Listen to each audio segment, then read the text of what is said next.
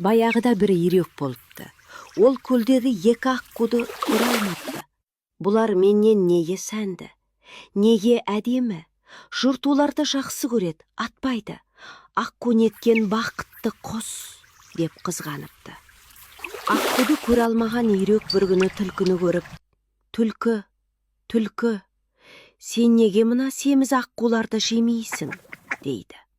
"Олардың ұйықтайтын жерін маған көрсетші", дейді түлкі. Уәде бойынша үйрек аққулар ұйықтаған кезде түлкіні ертіп келеді. Мұны сезген қос аққу оянып кетіп, терең суға жүзе жөнеледі. Ісі сәтсіз болып қарны ашқан түлкі үйректің өзіне бас салады.